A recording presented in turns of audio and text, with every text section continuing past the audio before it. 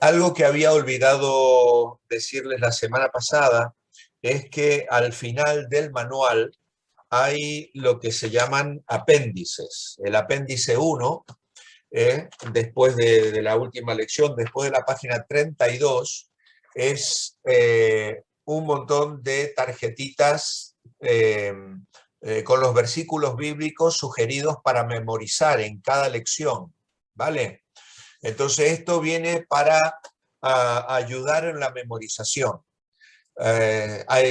Si uno lo quiere hacer, recorta la tarjetita y se la puede llevar en un bolsillo, o la puede meter en su cartera, o la puede pegar en un sitio visible, y entonces la lectura repetida es la manera más fácil de memorizar. Yo lo tengo hecho muchas veces eso, cuando el Señor me ha hablado de manera especial. Hubo una época en mi vida que tenía un trabajo muy repetitivo y entonces me ponía delante mío salmos, bosquejos de mensajes, estudios bíblicos y la lectura, una repetida una y otra vez, pues fue de muchísima bendición para ayudarme a memorizar la palabra de Dios, ¿no? Dice la Biblia que en mi corazón he guardado tus dichos para no pecar contra ti. Y cuando guardamos la palabra de Dios en la mente y en el corazón, el Espíritu Santo también tiene de dónde tomar, encuentra esos recursos dentro nuestro para recordarnos en momentos de crisis, en momentos especiales en nuestra vida. Y entonces eso refuerza la meditación, la lectura diaria. Y yo sé que la memorización es algo incómodo, no es bueno, no es grato memorizar, pero realmente es una bendición. Hubo una época de mi vida también donde tomé por costumbre las lecturas repetidas, por ejemplo, la epístola a los filipenses. Entonces leía la epístola a los filipenses una vez al día durante 30 días. Y entonces cuando tú lees así la Biblia, cuando quieres acordar, casi que te sabes de memoria toda la epístola a los filipenses, ¿no? Y eso luego ha quedado marcado a fuego en mi mente y en mi corazón. Ha sido una maravillosa bendición. Así que os sugiero que aprovechéis estos recursos que están allí para nuestra bendición y mayor edificación y tener una dinámica de vida cristiana bien activa.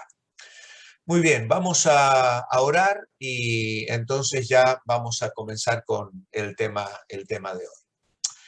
Amado Padre, queremos invocar tu nombre esta tarde, agradecidos, Señor, por poder tomar este tiempo para meditar en tu palabra y para meditar en estos pasos de la vida cristiana, Señor, donde vamos recordando la doctrina bíblica, los fundamentos de nuestra fe, Señor, que necesitamos volver a ellos. Algunos, Señor, somos creyentes de muchos años, otros quizá de menos tiempo, pero todos, Señor, necesitamos tener fresca en nuestra mente y nuestro corazón estas verdades, Padre, que por un lado nos renuevan espiritualmente y por el otro lado mantienen ardiendo el fuego en nuestro corazón por la bendición de la salvación y la obra tan grande que tú has hecho en nuestras vidas. Bendice a cada uno de mis hermanos, bendíceme a mí y abre nuestra mente y corazón para que podamos comprender tu palabra. Oramos agradecidos en el nombre del Señor Jesucristo. Amén y amén. Muy bien, hermanos. Entonces, ahora voy a pasar a compartir la pantalla para que podáis seguir el apunte.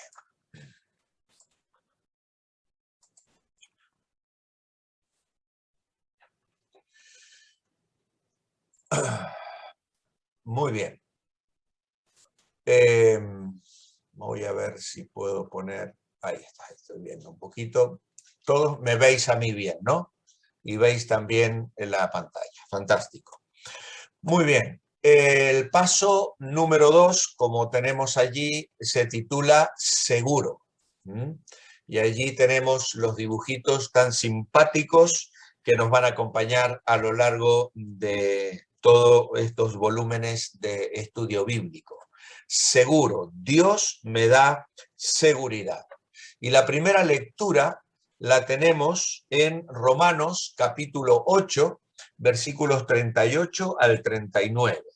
Y dice así la palabra de Dios: por lo cual estoy seguro de que ni la muerte ni la vida, ni ángeles, ni principados, ni potestades, ni lo presente, ni lo futuro, ni lo alto, ni lo profundo, ni ninguna otra cosa creada nos podrá separar del amor de Dios manifestado en Cristo Jesús, Señor nuestro.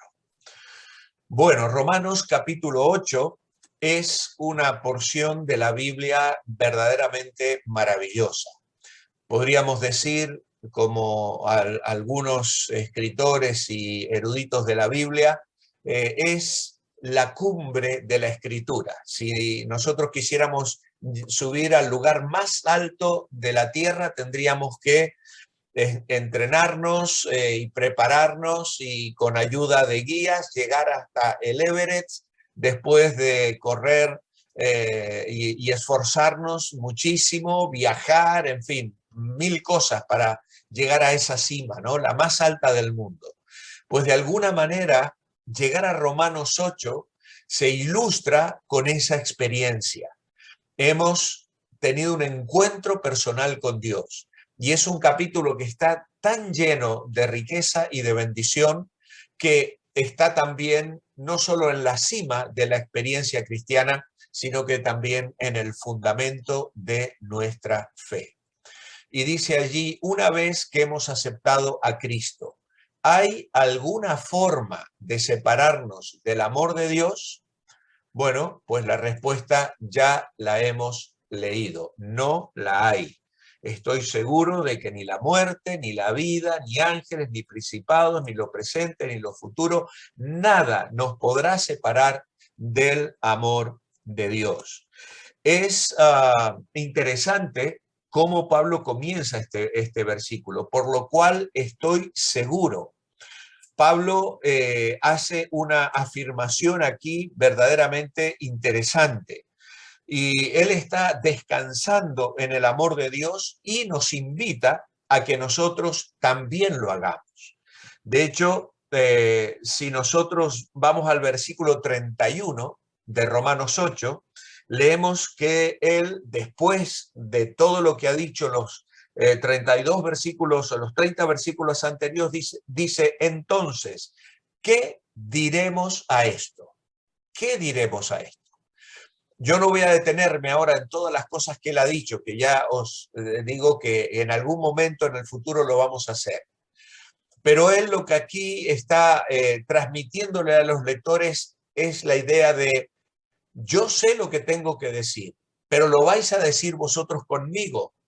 ¿Qué pues diremos a esto? Por lo tanto, él está descansando en el amor de Dios y nos está invitando a que nosotros también lo hagamos. Y aquí, en todos estos párrafos, entra la Trinidad en acción. En el versículo 35, por ejemplo, se menciona el amor de Cristo. ¿Quién nos separará del amor de Cristo? Aquí en el versículo 39 menciona el amor del Padre. Nada nos podrá separar del amor de Dios manifestado en Cristo Jesús. Y más tarde, en el capítulo 15 y el versículo 30, él va a hablar del amor del Espíritu. Os ruego por nuestro Señor Jesucristo y por el amor del Espíritu que me ayudéis orando por mí a Dios. Por lo tanto, estamos envueltos en la seguridad de un amor que nos rodea por todas partes. También vemos aquí en el versículo 38 y 39 la certeza de la derrota del mundo invisible, los enemigos del aire, el espiritismo, la influencia astrológica, las manifestaciones de sectas que arrastran a los que no se han cobijado bajo la seguridad del amor de Dios. Dice: estoy seguro de que ni la vida, ni ángeles, ni principados, ni potestades, ni lo presente, ni lo futuro, ni lo alto, ni lo profundo, ninguna otra cosa creada.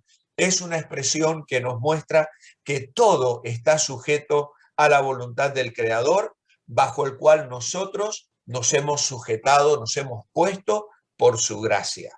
Así que, ¿quién puede o qué puede separarnos del Creador, del Salvador y de nuestro Señor? Los creyentes a lo largo de los siglos siempre han tenido que enfrentar dificultades de diversas formas: persecución, enfermedad, prisión, incluso aún la muerte. Y esto podría hacerles creer que Cristo los había abandonado. Pero Pablo exclama que es imposible que algo nos separe de Cristo. Su muerte a favor nuestra es una prueba de su amor inquebrantable. Nada, absolutamente nada, impedirá su presencia constante con nosotros. Dios nos dice cuán grande es su amor para que nos sintamos bien seguros en Él. Y si tenemos esta seguridad sorprendente, no vamos a sufrir, no vamos a experimentar ningún temor. Luego tenemos la lectura de Juan capítulo 10, versículos 27 al 29, y debemos responder las preguntas 2 al 7. En Juan 10, 27 leemos lo siguiente: mis ovejas oyen mi voz, yo las conozco y ellas me siguen. Yo les doy vida eterna, no perecerán jamás, ni nadie las arrebatará de mi mano. Mi Padre que me las dio es mayor que todos y nadie las puede arrebatar de la mano de mi Padre. Así que la primera pregunta, o la segunda aquí en el punto 2, es: ¿qué es lo que nos ofrece Jesús? Pues acabamos de leerlo en el versículo 28. Yo les doy vida eterna. ¿Quién nos da la vida eterna? Pues el que nos las da es el Señor Jesucristo, que es el que está hablando en este párrafo. Yo les doy vida eterna y no perecerán jamás. ¿Puede terminar algo que es eterno? Obviamente que no. Algo eterno es para siempre. El tiempo del verbo dar es presente y esto nos indica que ya tenemos la vida eterna. Y esto es muy interesante, amados hermanos. La vida eterna es algo que no empieza cuando morimos, sino desde el momento en que aceptamos a Cristo como nuestro Salvador personal. La seguridad de las ovejas de Jesús se fundamenta en Él como el buen pastor, porque Él tiene el poder suficiente para protegerlas. Los ladrones, los salteadores, de que he hablado en el versículo 1, en el versículo 8, o los lobos, de los que él ha hablado también en el versículo 12, que hace estragos y que intenta ahuyentar a las ovejas, en realidad no pueden hacerles daño. Este versículo 29 ofrece la clara lección de que solo el Padre está al frente de la seguridad de sus ovejas, porque nadie puede arrebatar algo de las manos del Padre, y Él tiene el control sobre todas las cosas. No existe otro pasaje en el Nuevo Testamento que afirme con tanta seguridad absoluta y eterna la bendición que gozamos como cristianos al haber sido hechos hijos de Dios. El cristiano verdadero es una persona que ya disfruta la vida eterna. Luego tenemos en la pregunta, el punto 5, otra pregunta: ¿cuándo pereceremos? Versículo 28. Pues la respuesta es: nunca jamás. Yo les doy vida eterna y no perecerán jamás, ni nadie las arrebatará de mi mano. Así que no hay posibilidad ninguna de que un verdadero hijo de Dios, alguien que haya nacido en Cristo, que haya experimentado el perdón de sus pecados y por lo tanto haya recibido la vida eterna, una persona como la que leíamos la semana pasada, a los que le recibieron, Juan 1:12, les dio el derecho, la autoridad de ser hechos hijos de Dios. Esa condición es una condición que nada ni nadie nos puede arrebatar ni nos puede cambiar. Así como yo nací un día en una familia y me encontré de pronto que tenía un papá y una mamá, y yo no había elegido nacer, ni los había elegido como padres y como madres, pues aún hoy sigo, ya ellos han muerto, sin embargo sigo siendo su hijo, su hijo, y es algo que nunca va a cambiar. Podemos tener un mal padre, podemos tener una mala madre, como dice Isaías, aunque una madre se olvide, yo no me olvidaré de ti. Por lo tanto, tenemos una garantía absoluta porque estamos en el Señor y en las manos de Cristo y también en las manos del Padre, que nos tiene absolutamente bajo su cuidado. Existe la posibilidad de que nos arrebaten de la mano de Cristo, versículo 28. Pues nadie, dice aquí, puede arrebatarnos de su mano. ¿Podría alguien arrebatarnos de la mano del Padre? Por supuesto que no. Nadie puede arrebatarnos de la mano del Padre. Esto es como si yo tuviese mi mano y meto una moneda en mi mano y cierro fuertemente la mano. Ya sería bastante difícil que alguien pudiese abrir mi mano para robarme la moneda. Pero si yo pongo mi otra mano encima, pues aún voy a estar doblemente seguro. Y esto es lo que el Señor nos está diciendo. Nadie puede arrebatarnos de las manos de Cristo y nadie puede arrebatarnos de la mano del Padre.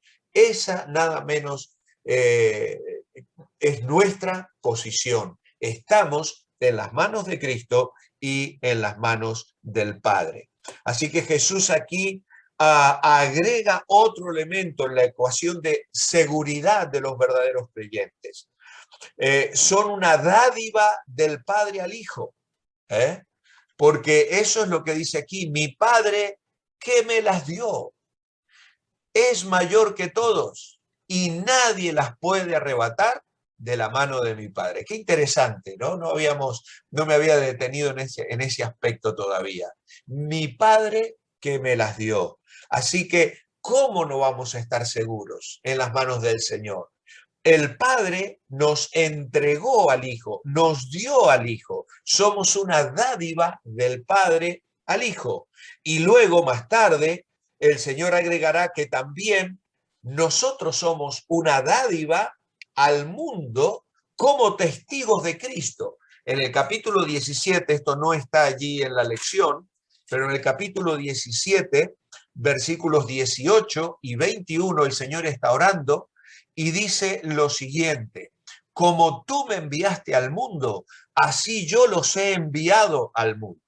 Y el versículo 21 dice: para que todos sean uno como tú, oh Padre, en mí y yo en ti, que también ellos sean uno en nosotros, para que el mundo crea que tú me enviaste.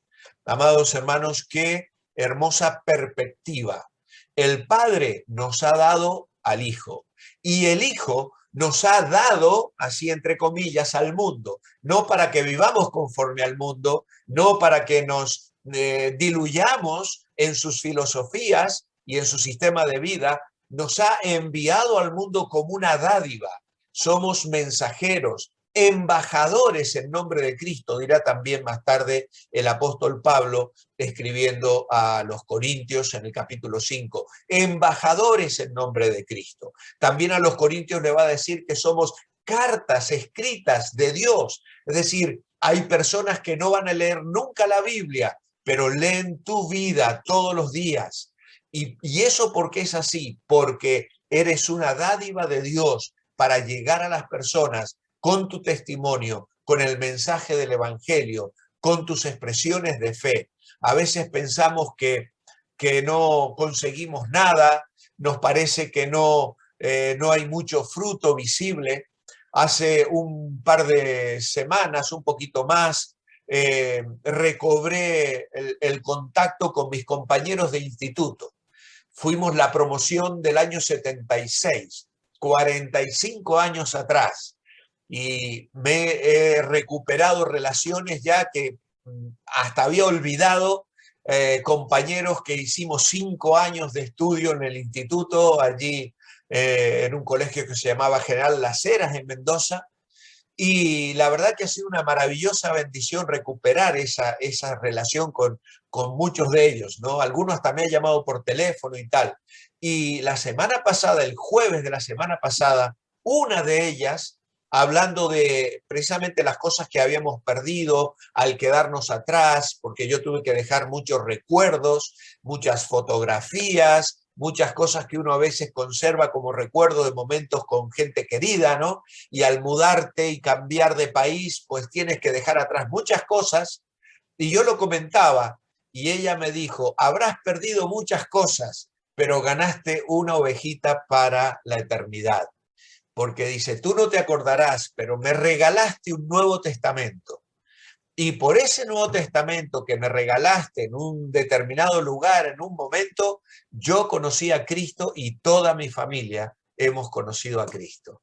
¿Qué te parece? Yo me llevé una alegría tan grande, 45 años después de saber que la entrega de un Nuevo Testamento llevó a una familia a los pies de Jesús. Y quién sabe cuántos más, ¿no? Entonces, amados hermanos, esto es maravilloso. Somos la dádiva del Padre al Hijo, y el Hijo nos envía a nosotros como dádiva al mundo para comunicar el mensaje de vida y de salvación.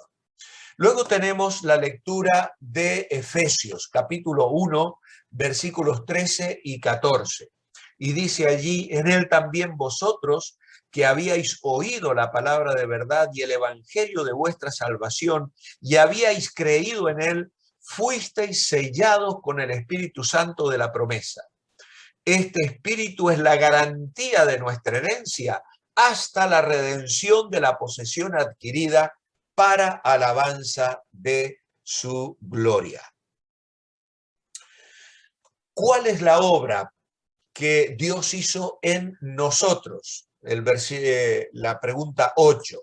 Pues el texto nos dice que la obra que Dios hizo en nosotros fue sellarnos con el Espíritu Santo.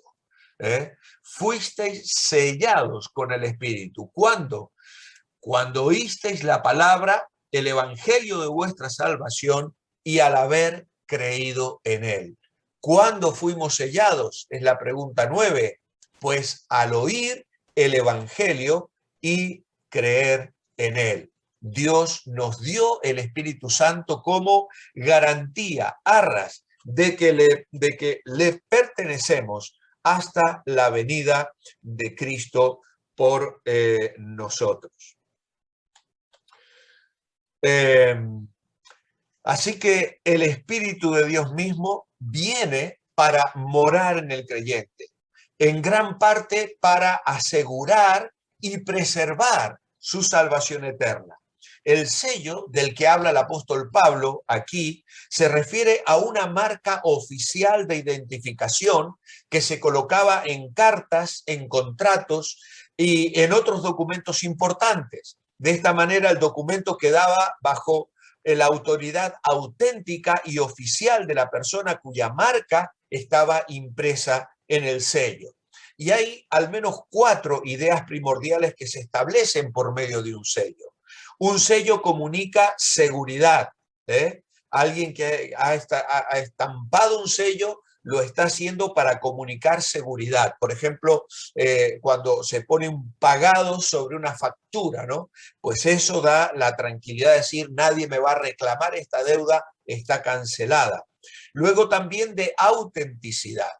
Yo utilizo muchas veces cuando tengo que dar una carta de recomendación, algún miembro de nuestra iglesia viaja a otro país o se tiene que mudar, me viene y me dice, pastor, ¿me podría escribir en una carta para que yo la presente en alguna iglesia donde pueda ir y yo escribo los datos de esa persona, cuándo se bautizó, el ministerio que desarrolló mientras estuvo con nosotros, le encomiendo al cuidado pastoral de las personas que él pueda llegar a conocer.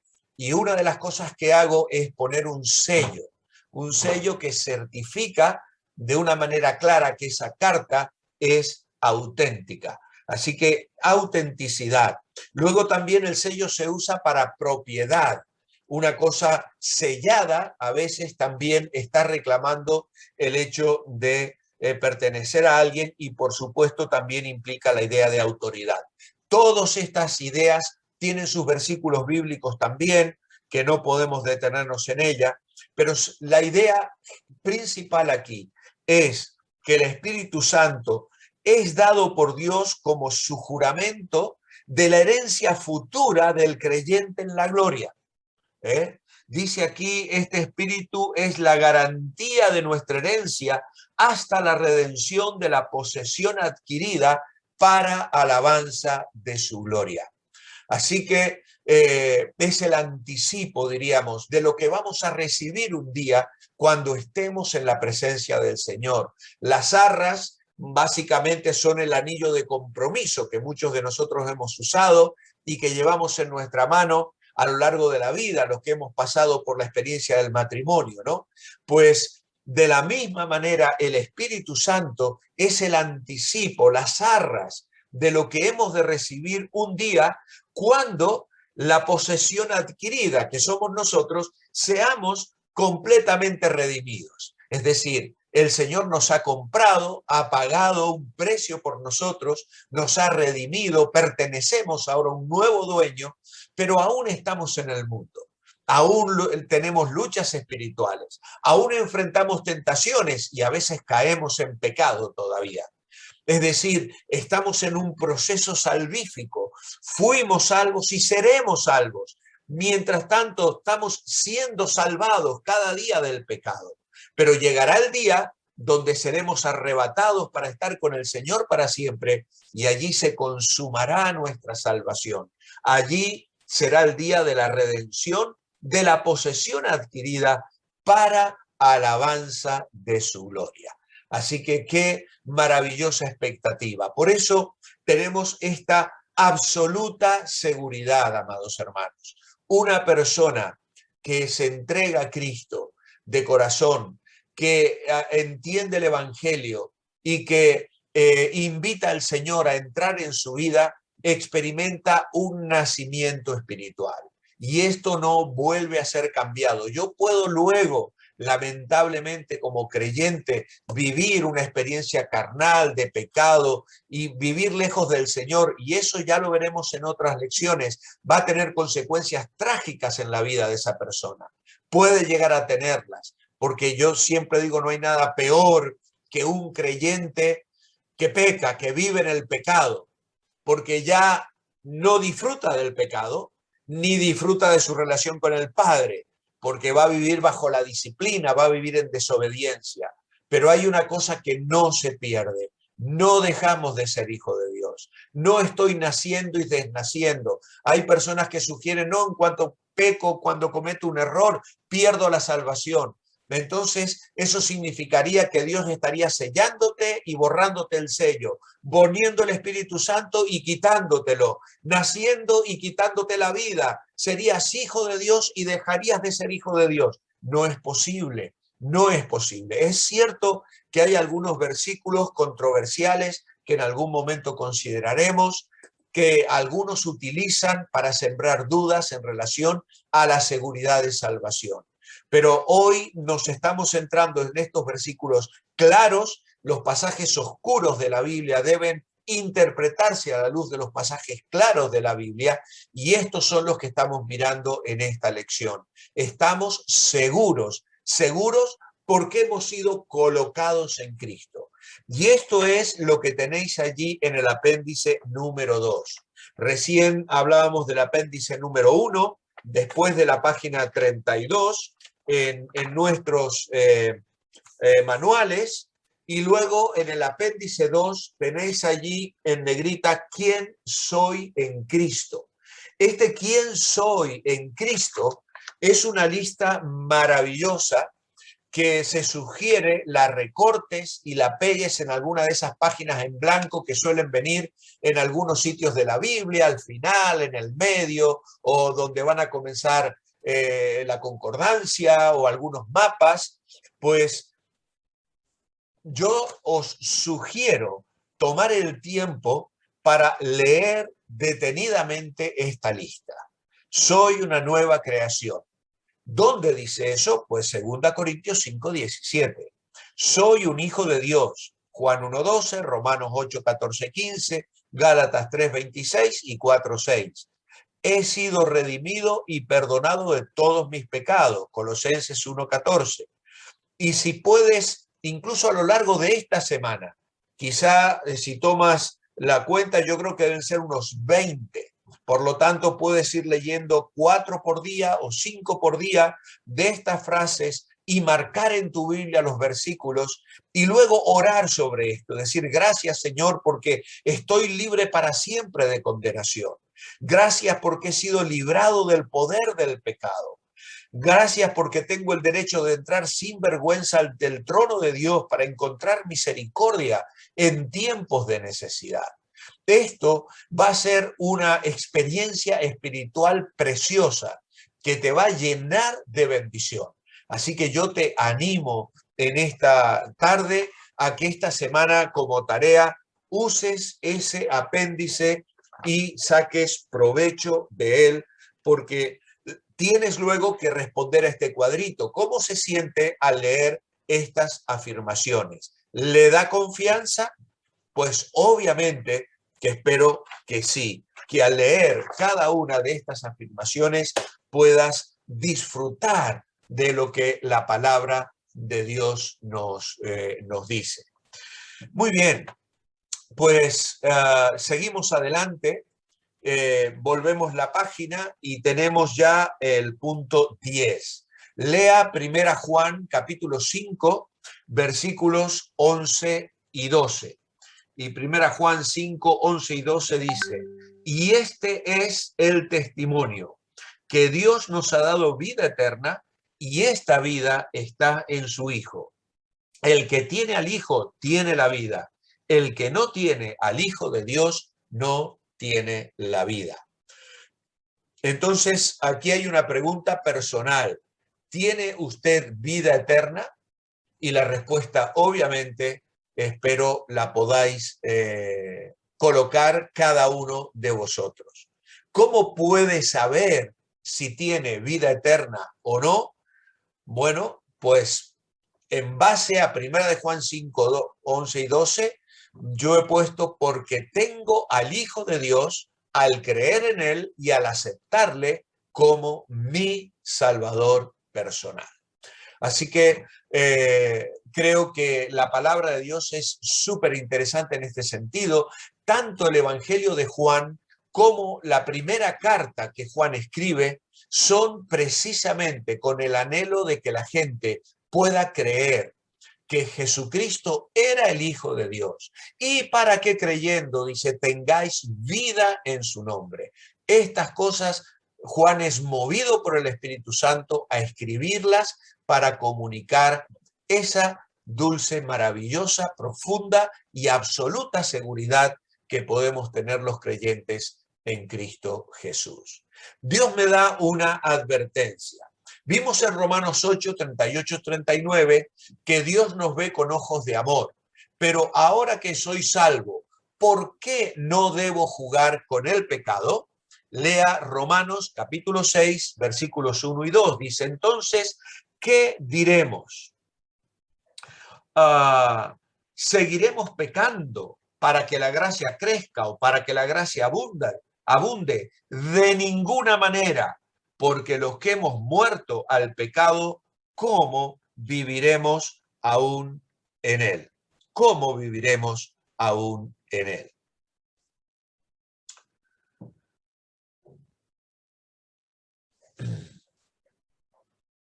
Entonces, la advertencia aquí es, ¿por qué no debo jugar con el pecado?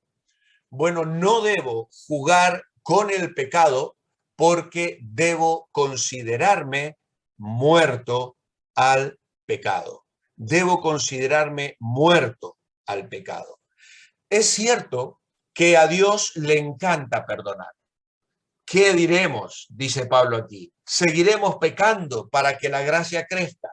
Sí, es cierto, a Dios le encanta perdonar. Entonces, decían algunos, ¿por qué no darle más motivos para perdonar? Si el perdón está garantizado, podemos pecar tanto como queramos. Pues la respuesta categórica que el apóstol Pablo nos da aquí es de ninguna manera, en ninguna manera. Tal actitud, planear de antemano, aprovecharse de Dios, es no entender la seriedad del pecado.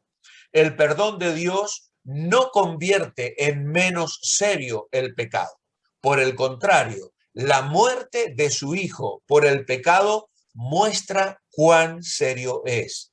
Jesús pagó con su vida nuestro perdón. La misericordia de Dios no debe convertirse en una excusa para un estilo de vida negligente, con laxitud moral, hago lo que quiero. Yo recuerdo discutir esto con un compañero en la mili, yo tenía 18 años, eso hace ya muchos años atrás de esto, y él era un ferviente católico. Y él no quería aceptar la realidad bíblica de la vida eterna y de la seguridad de la vida eterna. Ya, claro, como tú vas a ir al cielo, entonces lárgate a pecar. Total, el Señor ya te ha perdonado. Y yo le explicaba precisamente esto. Mira, precisamente por eso estoy tan agradecido a Dios que no quiero pecar ni deseo pecar. Él me ha transformado. Mira, si tú en tu corazón estás deseando al pecado, tienes que preguntarte si realmente has nacido espiritualmente. Tienes que examinar tu corazón. Porque una persona, o sea, la evidencia más clara de que una persona tiene vida espiritual es que tiene hambre y sed de Dios y de su palabra. Si tú tienes hambre y sed de otras cosas, de lo que el mundo ofrece, del pecado, del dinero, de la sensualidad, de mirar pornografía, de cualquier otra cosa que no sea santa, entonces tienes que preguntarte si has nacido realmente espiritualmente. Porque cuando se produce esa transformación interior, no hay un anhelo de pecado, no hay un anhelo por pecar, hay un anhelo por agradar a Dios, por vivir en santidad, por servirle. La idea de Pablo es que nunca sea así. Y esta expresión de Pablo en ninguna manera ocurre 14 veces en las epístolas de Pablo y 10 de ellas aparecen aquí en la epístola a los romanos. De ninguna manera. Es la expresión más enérgica en griego para repudiar una afirmación e implica la sensación de indignación frente a los que se atrevan a creer que esa afirmación sea cierta. Hemos muerto al pecado. Ahora, no es tampoco esto una referencia a la lucha diaria y constante del creyente contra el pecado. Eso no significa que que Satanás no me tiente. No significa que si yo de pronto veo algo o salgo a la calle y alguien me sugiere o me tienta. Una cosa es la tentación, cuando Satanás intenta desviarnos y otra cosa es el que yo quiera hundirme, el que yo me quede mirando, el que yo busque el pecado, el que yo acepte la propuesta de Satanás. Así que aquí Pablo está hablando de algo que ha acontecido en nuestra vida. Hubo algo que se completó en el pasado. Morimos al pecado debido a que estamos en Cristo y que Él murió en nuestro lugar. Entonces ahora nosotros somos contados como muertos con Él. Y esa es la premisa fundamental que en el capítulo 6 de Romanos él va a argumentar y a desplegar y usa el resto del capítulo para explicar precisamente esto, que el creyente ya no vive en pecado, no desea el pecado y que nuestro cuerpo debiera ir respondiendo como si estuviera muerto a las inclinaciones, a los pinchazos, a cuando el pecado nos quiere conquistar. Luego tenemos Hebreos capítulo 12, versículos 5 al 10. Y dice aquí el apóstol: y ya habéis olvidado la exhortación que como a hijos se os dirige cuando se dice: hijo mío, no menosprecies la disciplina del Señor, ni desmayes cuando eres reprendido por él. Porque el Señor disciplina al que ama y castiga a todo el que recibe por hijo. Si soportáis la disciplina, Dios os trata como a hijos. Porque ¿acaso hay algún hijo a quien el padre no discipline? Pero si se os deja sin la disciplina, de la cual todos han sido participantes, entonces ya no sois hijos legítimos, sino ilegítimos. Por otra parte, tuvimos a nuestros padres terrenales que nos disciplinaban y los respetábamos. ¿No debemos con mucha más razón someternos al Padre de los Espíritus y así vivir? Nuestros padres terrenales nos disciplinaban por poco tiempo, según a ellos les parecía, pero Dios nos disciplina para nuestro bien, para que participemos de su santidad, para que participemos de su santidad. Así que el punto 12, como soy hijo de Dios, Él me disciplina. ¿Por qué lo hace? Bueno, porque me trata como hijo y porque me ama. Porque me trata como hijo y porque me ama. Esa es la respuesta concisa que podemos dar a esta pregunta. ¿Quién ama más a sus hijos? ¿El padre que les permite hacer lo que les causa daño o el padre que los corrige, que los disciplina y castiga para ayudarles a aprender lo que es correcto? En mi tarea pastoral muchas veces he tenido que hablar a padres, dictaba una escuela de padres que fue muy bendecida y una de las cosas que yo les decía frecuentemente a los padres era lo siguiente: ten cuidado de no estar amándote más a ti mismo que a tu hijo. Porque cuando no quieres aplicar disciplina a tu hijo, cuando no lo quieres corregir, probablemente sea porque no quieres pasar el mal trago de verle sufrir o de tener que disciplinarle. No nos gusta, a nadie les gusta disciplinar a sus hijos, por supuesto, pero un padre que ama es un padre que va a ejercer disciplina porque es un indicio de su amor profundo, como lo es el amor de Dios para con nosotros. Cuando Dios nos corrige, tenemos que tomarlo como una prueba de su amor y pedirle que nos enseñe claramente lo que está intentando mostrarnos en ese momento a cada uno de nosotros. ¿Para qué me disciplina Dios? Dice el versículo 10, la respuesta: para bendecirme al participar de su santidad.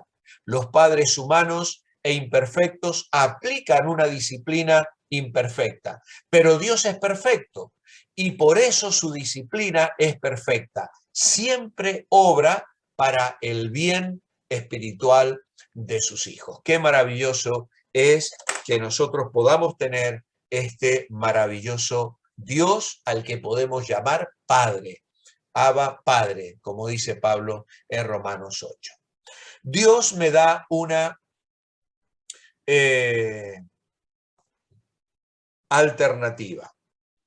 Esta es una advertencia. Ahora vamos a mirar la alternativa. No es el deseo de Dios que usted peque, pero como seres humanos que somos, estamos sujetos a tentación. Eso significa que todavía tenemos lucha contra el pecado. ¿Qué sucede si usted peca? Usted no pierde su salvación, pero sí su comunión con Dios. Dios, como Padre amoroso que es, ha provisto la salida para la tentación y también la manera como debemos acercarnos a Él si pecamos. Pero esto lo vamos a estudiar en detalle en el próximo paso, la semana que viene, que es el paso 3, que lleva como título Victorioso. Así que, amados hermanos, pues hemos llegado al final. Ahí os queda una pequeña tarea para profundizar. Lea 1 Corintios 3, 11 al 15. Todo cristiano tendrá un juicio. No será para saber si es salvo, sino para probar sus obras. Si fueron agradables a Dios, recibirá premio. Si no lo fueron, perderá los premios especiales. Pero estos premios no son la salvación, pues ya la tiene según el versículo 15. Vamos a leerlo antes de cerrar el tema de hoy. Primera de Corintios, capítulo 3, versículos 11 al 15. Dice allí, porque nadie puede poner otro fundamento que el que está puesto, que es Jesucristo. Y si alguno edifica sobre este fundamento con oro, plata, piedras preciosas, madera, heno, hojarasca, la obra de cada uno se hará patente, porque el día la pondrá al descubierto, pues por el fuego será revelada, y la obra de cada uno, sea la que sea, el fuego la probará. Si la obra que alguno sobreedificó permanece, ese recibirá recompensa. Pero si la obra de alguno se quema, ese sufrirá pérdida, aunque él mismo se salvará como quien escapa del fuego. Así que aquí estamos viendo la tristeza, diríamos, de la persona que ha vivido una vida produciendo madera, heno y hojarasca, cosas que se queman ante la mirada escrutadora del Señor Jesucristo. Pero si se produjo oro, plata, piedras preciosas, pues ese es un material duradero, no perecedero, y ese material será para gloria y honra del Señor. Tenemos al comienzo de la clase, como siempre, un trabajito de falso o verdadero. Y entonces, luego de todo lo que hemos dicho, dice, ahora puedo estar seguro de que soy salvo. Pues espero que cada uno allí pueda poner una V o la B corta, hablando de nombres de letras y de maneras de hablar al comienzo de esta tarde, la V, como se dice aquí en España, o la B corta, como se dice en países latinoamericanos. Puedo estar seguro de que soy salvo. ¿Dios quiere que yo peque para mostrar más su amor? Obviamente que no. Falso. Dios, ya Pablo lo dejó, en ninguna manera, absolutamente de ninguna forma podemos tomar el perdón de Dios y la misericordia suya para pisotearla pecando voluntariamente y burlándonos de esa manera del sacrificio que Cristo hizo en la cruz del Calvario a nuestro favor. Esto no significa que vamos a ser perfectos, porque ninguno de nosotros va a ser perfecto. Nunca lo podremos ser. Pero sí que vamos despegándonos del pecado, va el Espíritu de Dios destruyendo nuestra terrenalidad, transformándonos a la imagen de Cristo y haciéndonos día a día más aptos para el cielo, hasta el día en que seamos transformados plenamente a la imagen de Cristo. Y la última afirmación es, si peco y muero antes de confesarlo, ¿sigo siendo salvo? Hombre, claro que sí, claro que sí. porque aunque yo haya pecado y mi comunión con el Señor no haya estado siendo la mejor, diáfana, tranquila, en paz, eso no cambia el hecho de que nací en la familia de Dios, soy un hijo de Dios y por lo tanto es algo que ya nunca ha de cambiar. Personalmente creo que todo aquel que realmente nació espiritualmente y aceptó a Cristo como su Salvador, y luego por cuestiones de la vida, por ofensas, por peleas, por fracasos, por lo que sea, han abandonado la fe, pues si nacieron realmente espiritualmente, van a volver al Señor. Antes o después van a volver a tener un encuentro con el Señor, porque el Señor no les va a abandonar, Dios no va a dejar de trabajar sobre sus vidas y va a estar llamándoles de alguna manera.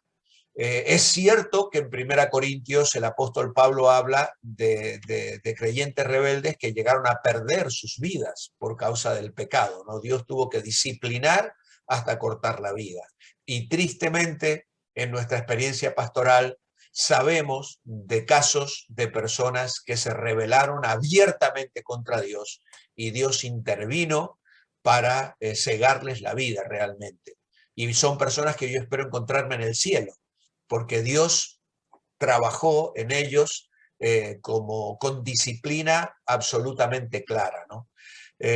Ahora, cuando pasan los años y alguien que dijo ser creyente, uno lo ve viviendo lejos del Señor sin ningún interés, pues mira, lo más probable es que fue un convencido, pero no fue un convertido. Spurgeon, ese príncipe de los predicadores, alguien se burlaba de él y le señalaba a un borracho tirado junto a una farola en una de las calles de Londres, y la persona que se burlaba le decía a Spurgeon, mira, mira, ahí está uno de tus convertidos. Y Spurgeon le dijo, sí, probablemente sea uno de mis convertidos, pero no es un convertido del Señor. Le gustó mi prédica, le gustó mi mensaje, se entusiasmó probablemente con un momento de emoción, pero esa persona no parece realmente haber encontrado a Cristo realmente.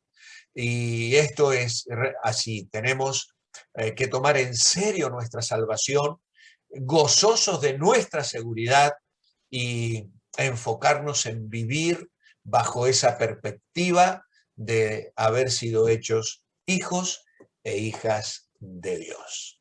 Así que, amados hermanos, así estamos terminando. Voy a cortar la grabación